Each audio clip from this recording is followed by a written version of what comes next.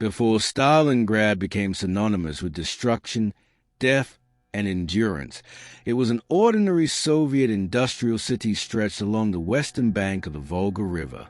Its transformation into the focal point of one of the deadliest battles in human history cannot be understood without first examining the city itself, its geography, its population, and its role within the Soviet Union on the eve of war.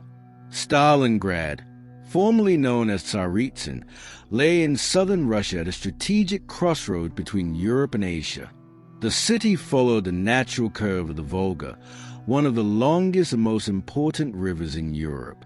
This river was not merely a geographic feature, it was a vital artery of transportation, commerce, and military logistics. Grain, oil, coal, and raw materials flowed along the Volga from the interior of the Soviet Union toward the Black Sea and the Caspian region. By the late 1930s, Stalingrad had become a symbol of Soviet industrialization. Under the 5U plans, factories rose rapidly along the riverbanks. The city housed major industrial complexes, including tractor factories, armament plants, and steelworks. These facilities produced tanks, artillery components, and machinery essential to the Red Army. In times of peace, they fueled economic growth. In times of war, they became targets. The city's layout reflected its rapid expansion. Unlike older European cities with compact centers, Stalingrad was elongated, stretching for more than 30 kilometers along the river. Residential districts, factories, warehouses, and docks were interwoven in a linear pattern. This structure would later play a critical role in shaping the battle, forcing combat into narrow corridors rather than broad fronts. Before the war, Stalingrad's population exceeded 400,000 people. Workers and their families lived alongside engineers, administrators, and soldiers. The city was not fortified. It was never intended to be a battlefield. Streets were designed for civilian life, not military defense. Apartment blocks, factories, and rail yards stood exposed, with little preparation for prolonged combat.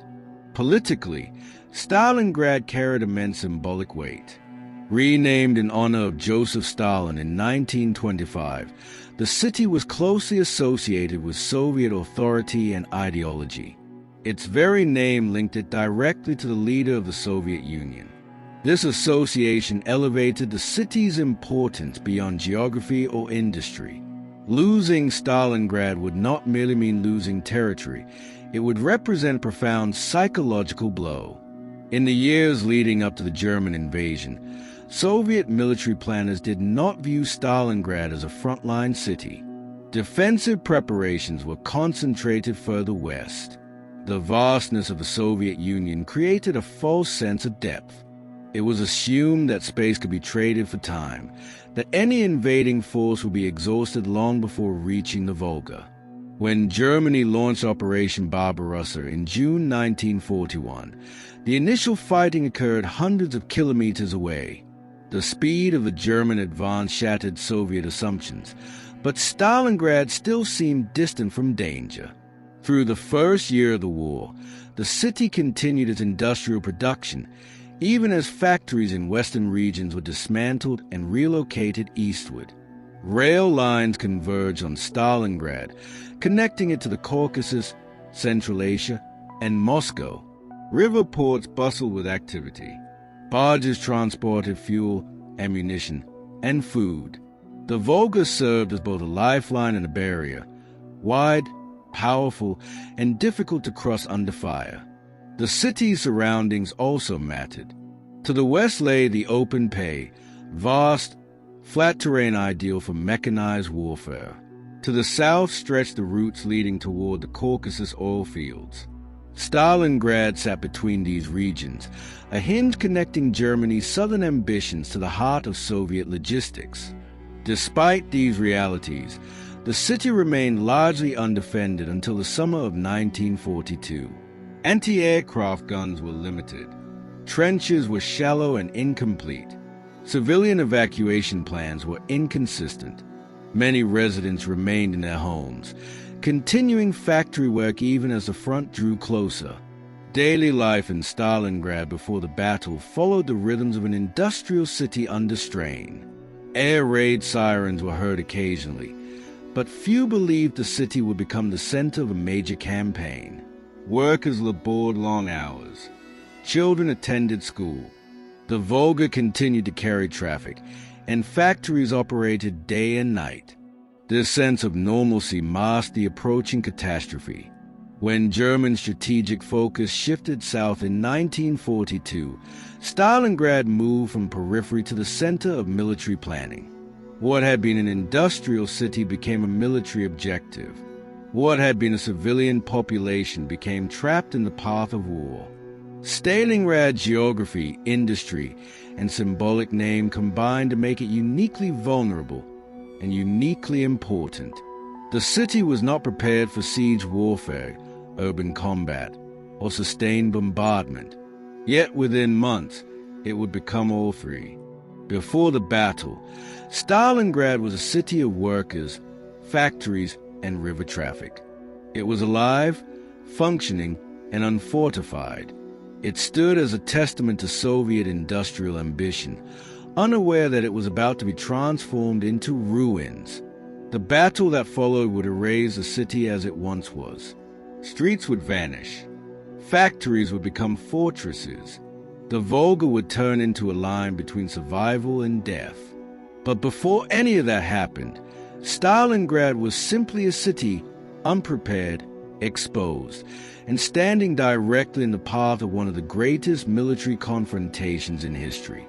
The road to Stalingrad did not begin on the banks of the Volga. It began a year earlier, on the 22nd of June 1941, when Nazi Germany launched Operation Barbarossa, the largest land invasion in human history. With this operation, the German Reich opened a war of annihilation against the Soviet Union, transforming the Eastern Front into the central theater of the Second World War. Operation Barbarossa was conceived as a swift and decisive campaign.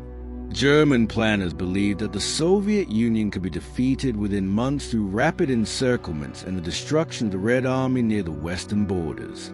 The invasion force consisted of more than 3 million soldiers, supported by thousands of tanks, aircraft, and artillery pieces. It advanced along a front stretching from the Baltic Sea to the Black Sea.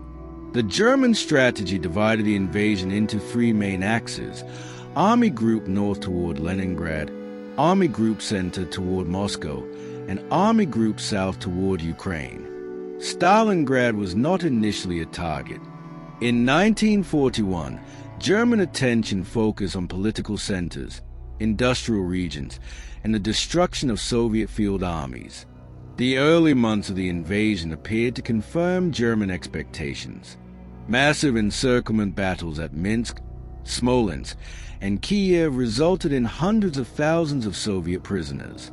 Entire Soviet armies were destroyed or scattered. German units advanced deep into Soviet territory at unprecedented speed. Yet beneath these apparent successes, fundamental problems emerged. The vast distances of the Soviet Union strained German logistics. Roads were poor, railways used a different gauge, and supply lines stretched dangerously thin. Equipment wore down faster than anticipated. Casualties mounted, and replacements were insufficient. By the winter of 1941 to 1942, the German advance stalled. The failure to capture Moscow marked a critical turning point. Soviet counteroffensives demonstrated that the Red Army had survived the initial shock and retained significant reserves. The war would not be short. As German leadership reassessed its strategy, attention shifted southward. The southern regions of the Soviet Union offered resources that Germany desperately needed, particularly oil. The Caucasus oil fields represented a strategic prize capable of sustaining the German war effort. Securing them became a priority for 1942. This shift was formalized in Case Blue, the German summer offensive of 1942. The plan aimed to destroy Soviet forces in southern Russia, seize the Caucasus oil fields, and cut Soviet supply lines along the Volga. In this context, Stalingrad emerged as a critical objective, not initially for its name, but for its location. The Volga River served as a major transportation route linking northern and southern regions of the Soviet Union. Cutting traffic along the Volga would disrupt Soviet logistics and isolate the Caucasus. Stalingrad, situated along this river, became a natural focal point. German forces advancing south encountered less resistance than in earlier campaigns. Soviet defenses had been weakened by previous losses, and the Red Army was still rebuilding. German commanders grew confident once again. Armored units advanced rapidly across the open steppe, pushing Soviet forces back toward the Volga. At the same time, German strategic decisions became increasingly fragmented. Hitler intervened directly in operational planning, splitting forces between multiple objectives. Instead of concentrating strength, German armies were tasked with capturing both the Caucasus and Stalingrad simultaneously. This division of effort stretched resources and reduced flexibility. As summer progressed, Luftwaffe aircraft intensified their operations in the south. Air superiority allowed German forces to disrupt Soviet movements and supply lines. Railways, bridges, and cities came under sustained attack. By August 1942, German units reached the outskirts of Stalingrad. What had begun as a logistical objective now acquired symbolic significance. The city bearing Stalin's name became a political target. Orders emphasized its capture, and momentum carried German forces forward. The Red Army, meanwhile, adopted a strategy of delay and attrition. Soviet units retreated step by step, trading space for time. Reinforcements were rushed eastward. Factories increased production even as front lines approached.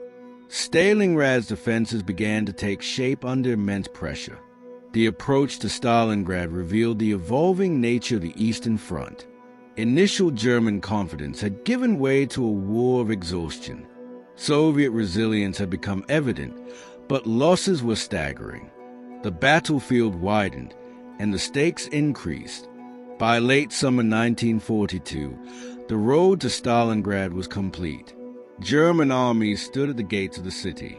Soviet forces prepared to defend it.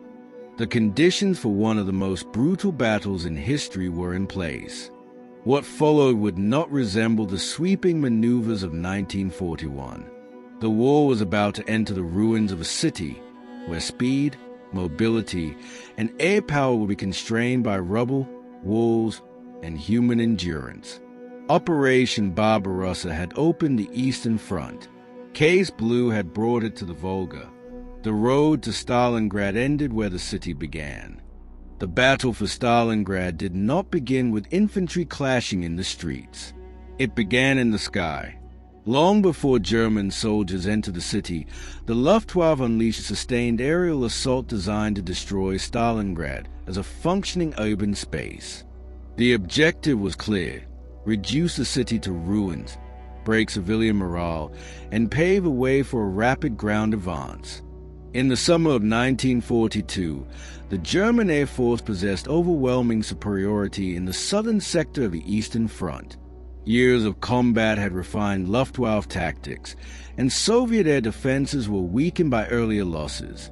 German commanders believed that air power could decide the fate of Stalingrad before ground forces became fully engaged.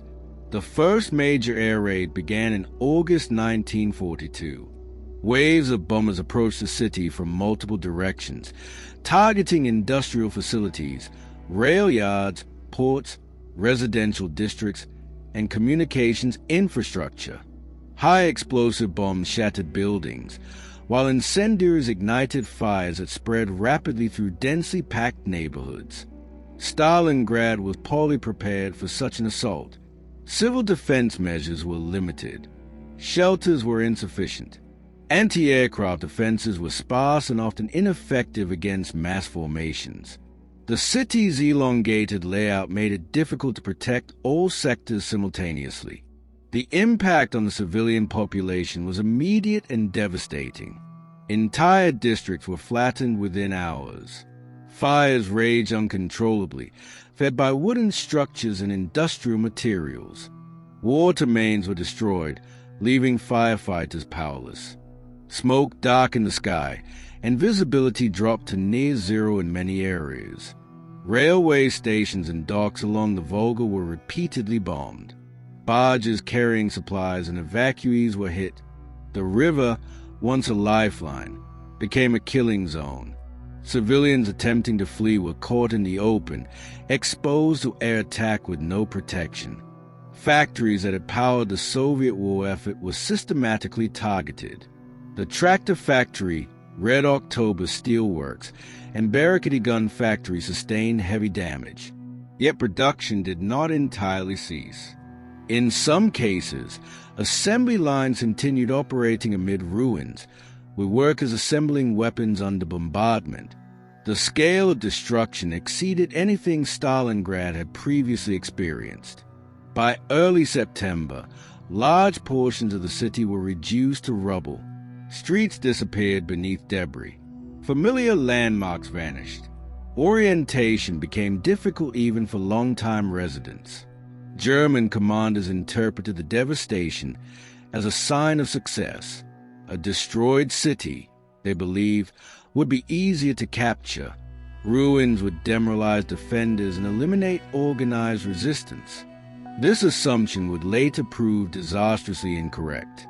The destruction of Stalingrad altered the nature of the coming battle.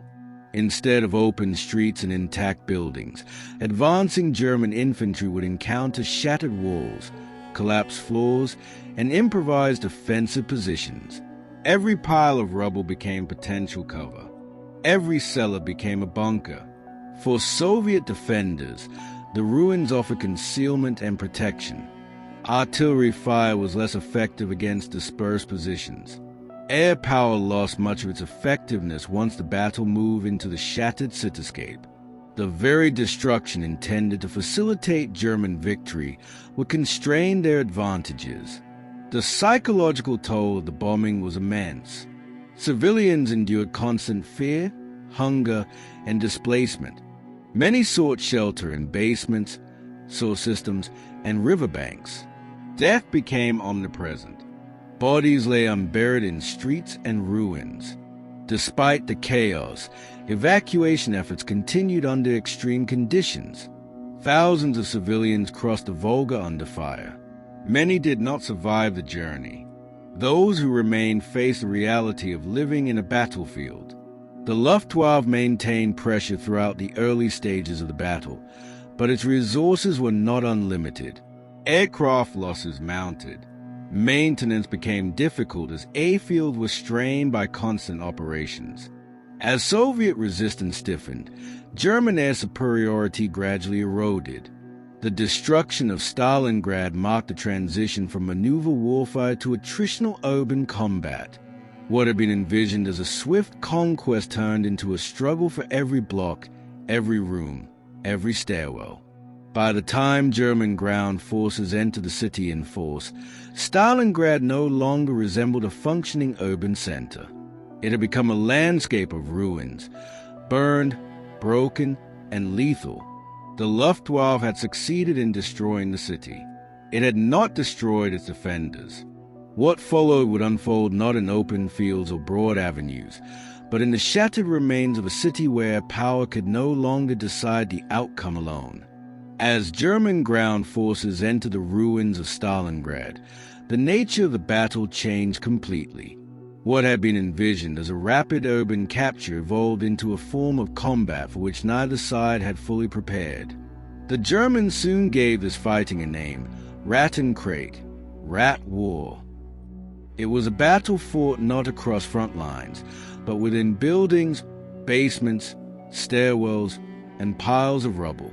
The destruction inflicted by the Luftwaffe created an environment that negated many of the advantages of the German army. Tanks struggled to maneuver through debris-choked streets. Long-range artillery fire was often ineffective against enemies concealed within ruins. Lines of sight were short, sometimes no more than a few meters. Combat became intimate, chaotic, and relentless. Soviet commanders adapted quickly. Recognizing that open movement meant annihilation, they ordered their troops to fight at extremely close range. German units would deliberately engage within grenade-throwing distance, preventing effective use of artillery and air support. This tactic became known as hugging the enemy. Stalingrad's factories became focal points of the fighting. The Red October steelworks, the Barricade gun factory, and the tractor factory were transformed into fortresses. Assembly halls, furnaces, and conveyor systems provided cover and concealment. Control of a single building could change hands multiple times in a single day. Infantry assaults were conducted room by room. Soldiers advanced through holes blasted in walls, avoiding exposed corridors and staircases. Cellars were fortified. Attics were used as observation posts. Rubble piles concealed machine guns and snipers. There was no clear front line, only a shifting mosaic of contested spaces. Snipers played a significant role in the battle. Both sides deployed marksmen to disrupt enemy movement and morale. Soviet snipers, operating from concealed positions, targeted German officers, radio operators, and machine gun crews. Their presence forced German troops to move cautiously, slowing advances and increasing psychological strain. Night fighting became routine. Darkness offered concealment, but also confusion. Units became disoriented. Friendly fire incidents increased. Communication was difficult, often reduced to shouted orders or hand signals. Exhaustion accumulated rapidly. The proximity of combat eliminated any sense of safety. Soldiers slept in short intervals, often in damp cellars amid ruins and corpses. Food and water were scarce. Ammunition had to be carried forward under fire. Casualties were constant. German doctrine emphasized coordinated movement, combined arms, and rapid exploitation. In Stalingrad, these principles were rendered ineffective. Assault units were broken into small groups, fighting isolated battles with limited support. Command and control deteriorated as officers were killed or cut off. Soviet forces, despite suffering enormous losses, benefited from their defensive posture. Reinforcements crossed the Volga under fire, often at night. Many units arrived with minimal training and equipment, yet were immediately committed to combat. Survival rates were low, but replacement continued to arrive. The Volga itself became a dividing line between life and death. Supply boats ferried men and ammunition across the river while evacuating wounded.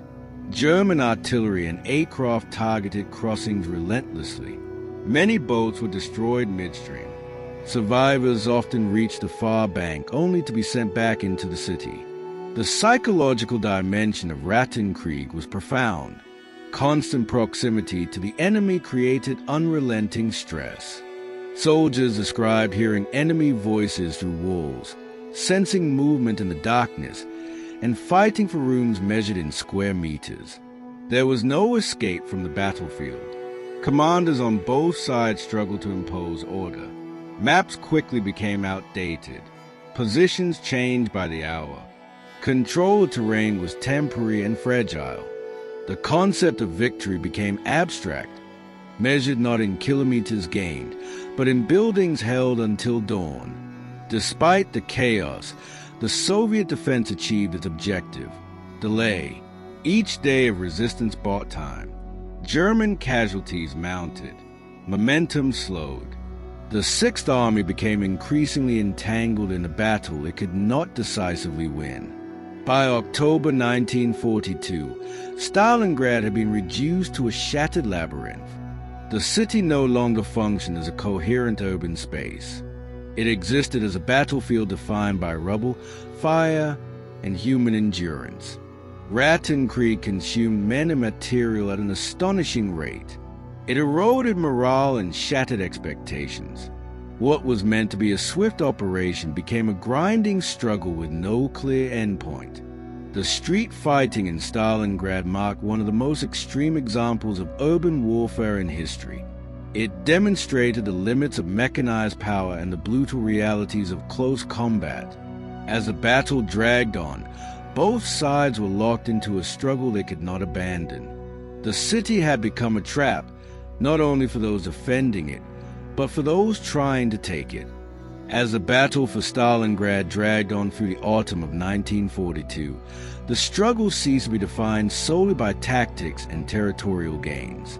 It became, above all, a contest of endurance. Life in the ruins of the city was reduced to its most basic elements: survival, hunger, cold, fear, and exhaustion. For soldiers and civilians alike, Stalingrad became a place where the boundary between life and death narrowed to moments. The physical environment shaped every aspect of existence. The destruction wrought by aerial bombardment and artillery fire left few intact structures. Shelter was improvised from basements, collapsed walls, factory cellars, and trenches carved into rubble. These spaces offered limited protection from shells and bullets, but little relief from the elements. As winter approached, temperatures dropped rapidly, and exposure became as deadly as enemy fire. Food was scarce on both sides. Soviet supply lines depended almost entirely on crossings of the Volga River. Barges and small boats transported bread, ammunition, and reinforcements under constant artillery and air attack. Losses were severe. Many crossings ended in disaster as vessels were struck and sank, their cargo and passengers lost to the freezing water. Rations for Soviet soldiers were minimal. Bread was often frozen solid. Hot meals were rare. Hunger weakened bodies already strained by continuous combat. Yet the flow of supplies, however limited, never entirely stopped. The Volga remained open, even as ice formed along its edges. German soldiers faced similar hardships. Supply lines stretched hundreds of kilometers across the steppe. Roads were poor, vehicles broke down, and fuel shortages became chronic. Ammunition and food deliveries fell behind the needs of frontline units. As winter deepened, shortages worsened. Medical care was rudimentary. Field hospitals were overwhelmed. Wounded soldiers often lay for hours or days before receiving treatment. Frostbite claimed limbs. Infection spread rapidly in unsanitary conditions. Morphine and medical supplies ran out. Survival depended as much on chance as on skill. Psychological strain was immense. Continuous combat left little opportunity for rest. Soldiers slept in brief intervals, often interrupted by shelling or attacks. The constant noise, artillery fire, collapsing buildings, aircraft engines, created a state of permanent tension. Silence itself became unsettling, often signaling an imminent assault. Fear was omnipresent. Snipers targeted movement during daylight hours. Artillery strikes could arrive without warning. Even within supposed shelters, collapse was a constant threat.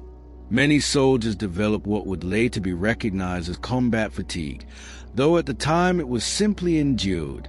The presence of death was unavoidable. Corpses lay in streets, ruins, and trenches. Frozen bodies accumulated as burial became impossible. The dead were often used as cover or left where they fell. Rats fed on remains, spreading disease and terror alike. The smell of decay permeated the air, especially during brief thaws. For civilians trapped in Stalingrad, existence was equally grim. Many had been unable or unwilling to evacuate before the city was encircled. Families took refuge in cellars, surviving on scraps and melted snow. Children and the elderly suffered most. Bombardment destroyed water supplies, forcing people to risk their lives for access to the river. Despite the devastation, fragments of normal life persisted. Soviet factory workers continued production when possible, assembling weapons in shattered workshops. Nurses and doctors worked relentlessly under fire. Soldiers wrote letters home, often unsure if they would ever be sent. Discipline on both sides was harsh. Soviet commanders enforced strict orders against retreat. German officers demanded continued assaults despite mounting losses. Punishment for disobedience was severe. Authority was maintained through a combination of fear, ideology, and the absence of alternatives. The approaching winter intensified every hardship. Snow covered ruins, masking dangers beneath. Weapons malfunctioned in freezing temperatures. Frostbite became widespread. Soldiers wrapped themselves in anything available, rags, newspapers, pieces of insulation, to retain warmth. By November 1942, conditions in Stalingrad had reached a critical point. Both sides were exhausted. Casualties numbered in the hundreds of thousands. Entire divisions had been reduced to fractions of their original strength. Yet the fighting did not stop. Life in Stalingrad was not defined by heroism or strategy alone, but by the daily struggle to endure. Survival depended on resilience, luck, and the ability to adapt to an environment that offered no mercy. The city consumed men and material alike. It ground armies down, stripping away illusions of quick victory or decisive superiority. Stalingrad was no longer simply a battlefield. It was a test of human limits. As winter tightened its grip, the balance of suffering began to shift. Beyond the ruins, Soviet forces prepared a response that would transform the nature of the battle. While German troops fought desperately to maintain their positions within the city, a new phase of the war was about to begin, one that would move the focus away from individual buildings and toward the fate of entire armies. The struggle for survival in Stalingrad had reached its peak. What followed would decide whether the city would remain a battlefield or become a trap. While German and Soviet soldiers continued to fight among the ruins of Stalingrad, the focus of Soviet strategic planning shifted away from the shattered city itself. By the autumn of 1942, the Red Army had accepted that the urban battle was unlikely to be resolved by frontal assault alone. Instead, Soviet commanders prepared a large-scale counteroffensive designed to destroy the German forces not inside the city, but around it. This plan was codenamed Operation Uranus. The concept behind Operation Uranus was rooted in a careful assessment of German vulnerabilities. Although the German Sixth Army had penetrated deep into Stalingrad, its flanks were extended across vast stretches of open steppe. These flanks were not held by elite German formations, but by Allied Axis forces, primarily Romanian, Italian, and Hungarian units. These troops were poorly equipped for winter warfare and lacked sufficient anti-tank weapons. German command had underestimated the Red Army's capacity to regroup. Throughout the autumn, Soviet forces had quietly amassed reserves north and south of Stalingrad. Entire armies were moved under cover of darkness and poor weather. Tanks, artillery, and infantry were positioned far from the city, hidden from German reconnaissance. The Soviet High Command, known as the Stavka, entrusted the operation to experienced commanders, including Georgy Zhukov and Alexander Vasilevsky. Their objective was not merely to relieve pressure on Stalingrad, but to encircle and annihilate the German Sixth Army. Operation Uranus was launched on the 19th of November, 1942. The northern pincer struck first, attacking Romanian forces along the Don River. Soviet artillery unleashed a massive barrage, followed by waves of infantry and armored units. Romanian defenses collapsed rapidly. Within hours, Soviet tanks broke through, advancing deep into German rear areas. The following day, the 20th of November, the southern pincer was launched against Axis forces south of Stalingrad. Once again, resistance crumbled.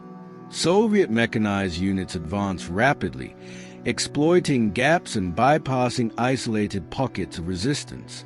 German command was caught off guard, despite intelligence reports indicating Soviet troop concentrations. The scale and coordination of the offensive exceeded expectations. Communication breakdowns and delayed responses compounded the crisis. As Soviet armored columns advanced, they converged on key crossings and supply routes. The aim was to close the ring around Stalingrad, trapping German forces inside the city and surrounding areas. Speed was essential. Every hour increased the risk of German withdrawal. On the 23rd of November, 1942, Soviet units from the northern and southern pincers met near the town of Kalik-on-Don. The encirclement was complete. More than 250,000 Axis soldiers, including the German 6th Army and elements of the 4th Panzer Army, were trapped inside what became known as the Stalingrad Pocket. Inside the encirclement, confusion reigned.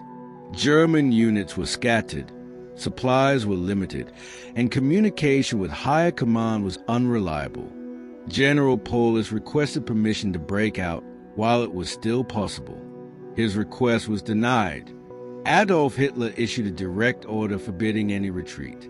He insisted that the 6th Army would hold its positions and be supplied by air until relief forces arrived. This decision would prove catastrophic. The Luftwaffe was tasked with supplying the encircled troops. However, the scale of the operation exceeded its capacity. Harsh winter conditions, Soviet air defenses, and limited transport aircraft made sustained airlift impossible. Supplies delivered fell far short of requirements. Meanwhile, Soviet forces tightened the encirclement. Defensive lines were established around the pocket, preventing escape and isolating German units further. Soviet artillery and aircraft targeted supply drops and troop concentrations. The success of Operation Uranus marked a decisive shift in momentum. For the first time in the war, an entire German field army was encircled and facing destruction. The Red Army had demonstrated not only resilience, but strategic mastery. Within the pocket, conditions deteriorated rapidly. Food, ammunition, and medical supplies dwindled. Frostbite and disease spread. Morale collapsed as hopes of relief faded. German attempt to break the encirclement from outside, most notably Operation Winter Storm, failed to reach the trapped forces. Soviet resistance was determined, and German resources were insufficient. Operation Uranus transformed the Battle of Stalingrad. What had been a brutal urban struggle became a large-scale siege. The initiative had passed irrevocably to the Soviet side. The encirclement sealed the fate of the German 6th Army. From this point onward, the question was no longer whether the Germans would be defeated at Stalingrad, but how long the collapse would take. As winter deepened, the trapped army faced starvation, freezing temperatures, and constant attack. The final phase of the battle was approaching. After completion of the encirclement in late November 1942, the German 6th Army entered a phase of slow but inevitable collapse. Trapped within the ruins of Stalingrad and its surrounding areas, German forces faced conditions for which neither their training nor their command structure had prepared them. What followed was not a sudden defeat, but a prolonged disintegration under pressure from cold, hunger, disease, and relentless Soviet attacks. Inside the Stalingrad pocket, the situation deteriorated rapidly. Supplies delivered by air were insufficient from the beginning. The 6th Army required hundreds of tons of food, fuel, ammunition, and medical supplies each day. The Luftwaffe was unable to meet even a fraction of this demand. Bad weather, Soviet fighter patrols, and anti-aircraft fire caused heavy losses among transport aircraft. Many supply drops fell into Soviet-controlled territory. German soldiers quickly exhausted their rations. Horses were slaughtered for meat. Frozen bread was rationed to small portions. Ammunition shortages forced units to limit fire or rely on captured weapons. Medical facilities collapsed under the weight of casualties. Wounded men lay untreated in freezing shelters, many dying from exposure or infection rather than their wounds. The command structure within the pocket became increasingly strained. Communications with higher headquarters were unreliable. Orders from Berlin reflected political priorities rather than battlefield realities. Adolf Hitler's insistence on holding Stalingrad at all costs prevented any organized breakout attempt during the early stages of encirclement, when such a maneuver might still have been feasible. General Friedrich Paulus, commander of the Sixth Army, faced an impossible dilemma. Bound by oath and orders, he attempted to maintain cohesion among his forces while conditions worsened. Units were reorganized repeatedly as losses mounted. Entire regiments ceased to exist as effective fighting formations. The Red Army steadily tightened its grip. Soviet artillery subjected German positions to constant bombardment. Infantry assaults reduced the pocket sector by sector. German defensive lines shrank daily. Each loss of territory compressed troops into smaller areas, increasing congestion and further degrading combat effectiveness. Winter intensified the suffering. Temperatures plunged well below freezing. Fuel shortages meant vehicles could not be operated, and shelters could not be heated. Frostbite became widespread. Many soldiers lacked adequate winter clothing, having expected a short campaign rather than a prolonged siege. Soviet forces launched Operation Ring in January 1943, the final offensive aimed at eliminating the encircled German forces. Artillery barrages of unprecedented intensity shattered remaining defensive positions. Soviet infantry advanced systematically, supported by armor and close-range fire. The German Sixth Army was split into smaller pockets. Coordination between units became impossible. Resistance continued, but it was fragmented and increasingly symbolic. Some German units fought until their ammunition was exhausted. Others surrendered as starvation and exhaustion overcame any capacity to resist. On the 30th of January, 1943, Adolf Hitler promoted Friedrich Paulus to the rank of Field Marshal. No German Field Marshal had ever surrendered. The message was clear.